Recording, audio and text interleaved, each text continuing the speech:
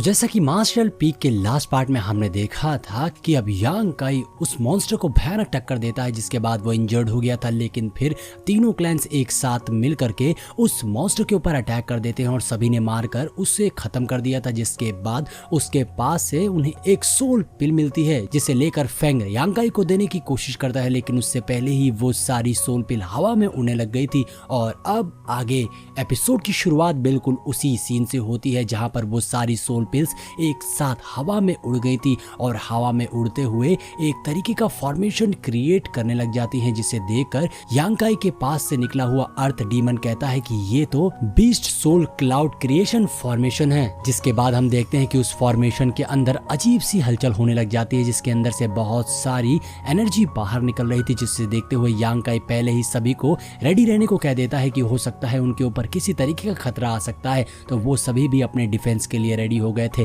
और फिर देखते ही देखते हम देखते हैं कि वो फॉर्मेशन बड़ा होता चला जाता है और एक कवर बना लेता है। जिसके बाद अर्थ डीमन पपेट बताता है कि यही वो फॉर्मेशन है जिसकी मदद से हम लोग रियल इनहेरिटेंस के पास जा सकते हैं। और जब यांग काई ये बात सभी को बताता है तो फेंग ये सुनकर कहता है कि यांग काई, तुम्हें तो इस जगह के बारे में बहुत कुछ पता है। जिसपे यांग काई कहता है ऐसा कुछ भी नहीं है, मैं बस थोड़ा बहुत इस जगह को जान गया हूँ। जिसके बाद अब यांग काई कहता है कि इससे पहले कि ये फॉर्मेशन पूरी तरीके से तैयार हो जाए और हमें इसका यूज करना पड़ जाए, हमें उससे पहले ही अपनी इंजरी को हील करना होगा, हमें अपनी पावर्स को वापस से गैदर करना होगा। ऐसा कहते हुए यांग काई वहीं पर रिट्रीट पर बैठ जाता है। जिसके बाद बाकी सभी वेट कर रहे थे और वहीं हम उस फॉर्मेशन को देखते हैं जिसके अंदर एक सोल बॉल होती है जो अचानक से ब्लास्ट हो जाती है और उसके ब्लास्ट होने से नीचे एक और फॉर्मेशन क्रिएट हो जाता है। वहां एक सर्कल सा फॉर्मेशन बन गया था जिसके इर्द गिर्द येलो कलर की एनर्जी फैली हुई थी और बाहर खड़े सभी लोग उसे बहुत ध्यान से देख रहे होते हैं। और देखते ही देखते वो फॉर्मेशन भी कंप्लीट हो गया था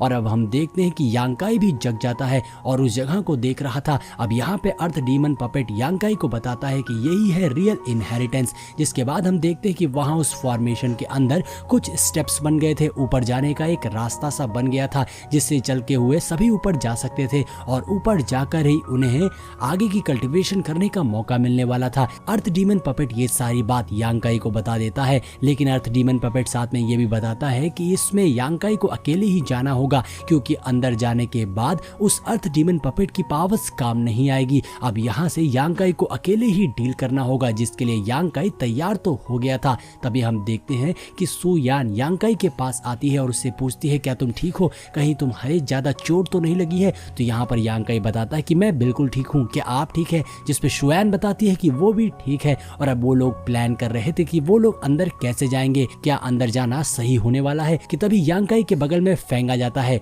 जो यांग काई से कहता है कि यांग काई को तो मैं अपने साथ लेकर जाने वाला हूँ और मैं इनका ख्याल रखूंगा। लेकिन असल में फेंग के दिमाग में ये चल रहा था कि यांग काई को इस जगह के बारे में बहुत कुछ पता है, इसीलिए अगर आगे चल के किसी तरीके का ट्रबल क्रिएट होता है तो यांग काई फेंग की मदद कर सकता है। यहाँ पर फेंग अपना फायदा देख रहा था। ये बात सुन करके सुयान कहती है अगर ऐसा है तो ठीक है, तुम दोनों साथ में आओ, मैं आगे जाती हूँ। जिसके बाद सुयान उस फॉर्मेशन के अंदर जाने लग जाती है और वहीं दूसरी ओर हम मेई सिस्टर्स को भी देखते हैं और वो दोनों भी सोचते हैं कि ये रियल इनहेरिटेंस हमारे क्लैन के लिए बहुत इंपॉर्टेंट है, इसीलिए अब हमें भी जाना होगा। जिसके बाद अब वो दोनों भी आगे चले जाते हैं। अब यहाँ पर यांग काई समझ गया था कि फेंग क्या सोच रहा है, लेकिन यांग काई मन में कहता है कि तुमने बहुत गलत मूव चुना है, क्योंकि अंदर जाने के बाद तुम्हें अपनी प्रॉब्लम्स को खुद ही सॉल्व करना होगा, क्योंकि ना जाने इस स्टेप पे चढ़ने के बाद हमारा टेस्ट क्या होगा, हमारे रूट्स भी चेंज हो सकते हैं। लेकिन यहाँ फेंग को ये बातें पता नहीं थी कि तभी पीछे से शुयान आती है जो फेंग से कहती है कि तुम तो यांग काई के साथ हो गए तो मैं क्या अकेले जाऊंगी। जिस पे फेंग कहता है कि मुझे किसी लड़की को अपने साथ लेकर नहीं जाना है, वरना मेरे लिए और ज्यादा मुश्किल हो सकती है। अब ये बात सुनकर शुयान को गुस्सा आ जाती है और वो एक जोर का तमाचा फेंग को मार देती है। जिसके बाद शुयान उसे इग्नोर करके अंदर जाने लग जाती है, लेकिन पता नहीं क्यों उसे कुछ रुकता है और फिर वो वापस आती है और फेंग को दूसरा थप्पड़ मारती है और कहती है अब हुआ हिसाब बराबर, अब मेरे दिल को ठंडक मिल गई। जिसके बाद शुयान अंदर चली जाती है और फेंग भी चिड़चिड़ाते हुए उसके पीछे भागता है और अब यांग काई भी उस फॉर्मेशन के अंदर चला गया था। जिसके बाद हम जे होंग को देखते हैं जो देखता है कि सभी अंदर चले गए हैं तो वो भी अब अंदर जाने की सोचता है और अब सीन चेंज होता है। अगले सीन में हम यांग काई को देखते हैं जो टेलीपोर्ट होकर दूसरी लैडर पर पहुंच गया था, जहां पहुंच के वो सोचता है कि अर्थ डीमन ने बिल्कुल सही कहा था कि हम सभी अलग अलग हो जाएंगे, लेकिन अभी मैं काफी नीचे हूं, लेकिन मुझे अपनी एनर्जी को गैदर करते हुए ऊपर जाना होगा, क्योंकि असल में बात ये थी कि जितना स्टेप ये लोग ऊपर जाएंगे हर स्टेप में इन्हें यिन या फिर यान एनर्जी मिलेगी, जिससे कि वो अपनी स्ट्रेंथ को गेन कर सकते हैं। यानी कि ऊपर चढ़ना यांग काई के लिए बहुत ज्यादा फायदेमंद होने वाला था। अब हम देखते हैं यांग काई काफी वक्त से चल रहा था, लेकिन चलते चलते अब यांग काई काफी ज्यादा थक चुका था, लेकिन फिर भी वो ऊपर चलता जा रहा था कि तभी उसकी नजर ऊपर पड़ती है जहां ऊपर मेई सिस्टर्स बैठी होती हैं, जिन्हें देखकर यांग काई उन्हें आवाज लगाता है। तो मेई सिस्टर्स भी यांग काई को देखती हैं। यांग काई उन मेई सिस्टर्स के पास जाता है, जहां पर मेई सिस्टर्स यांग काई से पूछती हैं कि तुमको ऊपर आने में प्रॉब्लम तो नहीं हुई, क्योंकि हमें तो काफी ज्यादा मुश्किल हो रही थी। जिसपे यांग काई मन में सोचता है कि मैं इन्हें अपने स्पेशल केस के बारे में नहीं बता सकता हूँ, क्योंकि उसे अर्थ डीमन के होते हुए कुछ तो सपोर्ट मिल रहा था। तो यांग काई यहाँ उन लोगों से कहने लग जाता है कि मैंने बहुत ज्यादा प्रैक्टिस करी है, जिसकी वजह से मैं अपनी एनर्जी को सेव कर सकता हूँ और मेरी यिन और यान एनर्जी को बढ़ा सकता हूँ। ऐसा कहते हुए यांग काई उन्हें ये करके भी दिखाता है, जो देखकर दोनों मेई सिस्टर्स शॉक हो गई थी। तुम्हारे पास तो बहुत सारी सीक्रेट स्किल्स हैं। जिसके बाद अब यांग काई उन दोनों मेई सिस्टर्स से कहता है कि अब हमें आगे चलना चाहिए। तो वो मेई सिस्टर्स कहती हैं कि अभी तो हमें थोड़ा रेस्ट करने की जरूरत है,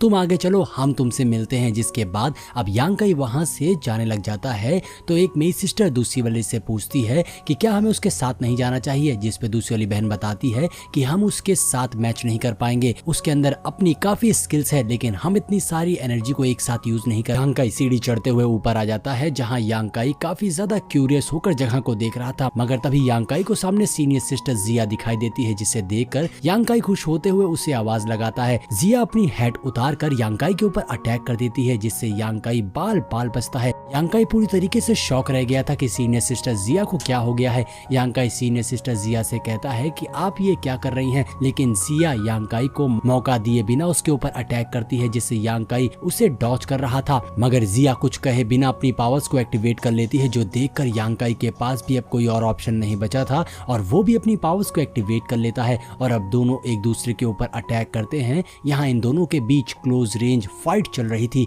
जहाँ यांग काई जिया को अच्छी टक्कर दे रहा था। जिया भी यांग काई की फास्ट स्पीड को देखकर सरप्राइज होती है। जिया अपनी स्किल को यूज करती है, लेकिन यांग काई उसे हर अटैक को डॉज करके पीछे कर देता है। जिया को लग रहा था यांग काई की बॉडी में एविल है, इसीलिए वो उसकी पावर्स को चेक कर रही थी और अब इनकी फाइट यहीं खत्म हो गई थी। जिया कहती है, सीनियर ब्रदर, तुम्हारी पावर्स तो अचानक से इंप्रूव हो गई है और मैंने कुछ देखा है जिससे मुझे लगता है कि तुम्हारी बॉडी में किसी तरीके की एविल स्पिरिट है। अगर ऐसा कुछ है तो तुम मुझे बता सकते हो। जिस पर यांग काई कहता है, जूनियर सिस्टर, सब कुछ एक्सप्लेन करना मेरे लिए काफी मुश्किल होगा, लेकिन एक बात सच है कि मैं किसी भी एविल स्पिरिट से अटैच नहीं हूँ। जिस पर जिया रिलैक्स होते हुए कहती है, फिर ठीक है। और फिर जिया यांग काई से पूछती है कि तुमने नेयोंग को कैसे मारा था। वहीं हम जेहोंग को देखते हैं, जो छिपकर इन दोनों की बातें सुन रहा था। इधर यांग काई कहता है, सीनियर सिस्टर, मैं सच कह रहा हूँ, मैंने नेयोंग को नहीं मारा। वहीं जेहोंग ये सब सुनकर गुस्सा होते हुए मन में कहता है, घटिया इंसान, तुमने ही नेयोंग को मारा था। इधर जिया कहती है, नेयोंग तुम्हें मारना चाहता था, इसीलिए मैं तुम्हें ब्लेम नहीं कर रही हूँ। जब मैं काफी छोटी थी तब से मेरे पास स्पेशल साइकिक है और मैं एविल स्पिरिट को सेंस कर लेती हूँ, इसीलिए मुझे तुम्हारी फिक्र हो रही है। मैं नहीं चाहती कि तुम्हें कुछ हो। यांग काई, तुम अपने रियल्म को ओपन करो, मुझे एग्जामिन करना है। जिस पर यांग काई अपनी पावर्स को एक्टिवेट कर देता है। यांग काई की पावर्स देखकर जिया हैरान हो गई थी कि यांग काई इतने कम टाइम में भी अपने रियल्म को इतना ज्यादा हाई तक पहुंचा पाया है। साथ ही जिया सेंस करती है कि यांग काई की बॉडी की ब्रीथ काफी ज्यादा स्ट्रॉन्ग और प्योर यंग एनर्जी से भरी हुई है और इसके अंदर कोई भी एविल स्पिरिट नहीं है। अब सिस्टर जिया को यांग काई पर यकीन हो गया था, लेकिन जैसे ही जिया यांग काई के पास आती है वो बेहोश होकर गिर जाती है। यांग काई देखता है कि जिया की बॉडी काफी लार्ज अमाउंट में यांग और यिन एनर्जी से फाइट कर रही थी। यांग काई को समझ नहीं आता है। जिया बताती है कि मेरे पास स्पेशल साइकिक है, मेरी बॉडी में यिंग और यांग एनर्जी एक लाइन में नहीं है, इसीलिए मैं एब्जॉर्ब नहीं कर सकती। तो यांग काई कहता है कि इस हालत में मैंने आपसे फाइट किया, जिससे आपकी हालत और भी ज्यादा खराब हो गई। इसीलिए अब यांग काई सीनियर सिस्टर जिया को नीचे पवेलियन में ले जाने लग जाता है ट्रीटमेंट करने के लिए, मगर वहीं जेहोंग सोचता है सीनियर सिस्टर जिया इंजर्ड है, ये बिल्कुल सही अपॉर्चुनिटी है इन दोनों का खेल खत्म कर देने का। और उसके इस एविल सोच के साथ में ही हमारा ये एपिसोड यहीं पर एंड हो जाता है। दोस्तों, अगर वीडियो पसंद आई हो तो चैनल को सब्सक्राइब जरूर करिएगा। मिलते हैं नेक्स्ट वीडियो में।